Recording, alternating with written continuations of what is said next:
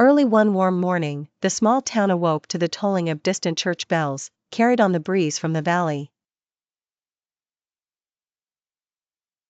Naomi, a curious 11-year-old with straw-colored hair and a heart full of questions, heard the commotion from her window.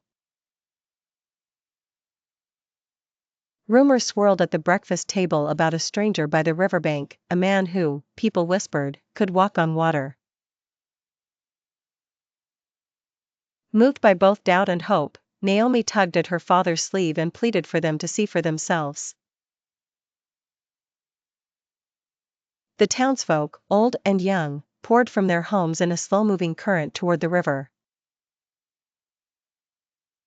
Some were giddy with excitement, while others tiptoed on the edge of skepticism, clutching their own burdens in silence. The river glimmered as the crowd gathered on the grassy verge. At the edge, a man stood bathed in the soft gold of sunrise, not tall nor imposing, but somehow radiant with gentleness. Slowly, he stepped onto the surface of the water, sandals pressing flat atop the rolling current. A hush rippled through the crowd as he walked, toes barely disturbing the water's mirror-like calm. Naomi pressed forward, her heart racing.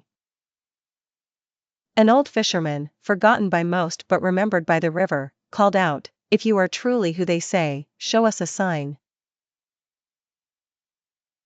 The man lifted his hands and turned to the crowd. From the back, a withered woman inched closer, wrapped in a tattered shawl. Eyes once dim from the weight of age now shimmered with hope. The stranger reached out, touching her shoulder.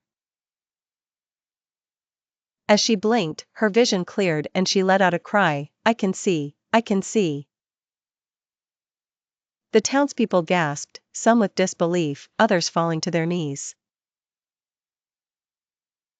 The man continued, lifting a cup from the river. He spoke softly, and the water within shimmered, changing color and aroma. He handed it to a lame boy, who sipped shyly. Moments later, the boy's twisted feet unfolded, strength flowing into his legs. He rose, trembling, and with slow, uncertain steps, walked across the grass to his waiting mother, tears streaming down her face. Naomi watched, overwhelmed by awe and wonder. She stepped closer, her questions forgotten for the moment, replaced by hope. As the sun climbed higher, the stranger's acts multiplied, a mute girl's voice rising like a lark, a sorrowful widow's heart eased with a story of peace, an old man's palsied hand steady in the quiet morning air. The townsfolk lingered long by the riverside, their lives quietly changed.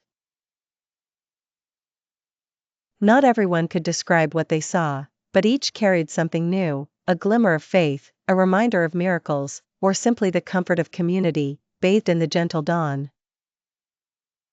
And as Naomi walked home with her father, she understood that sometimes seeing is both believing and blessing, and that hope itself can feel like walking on water.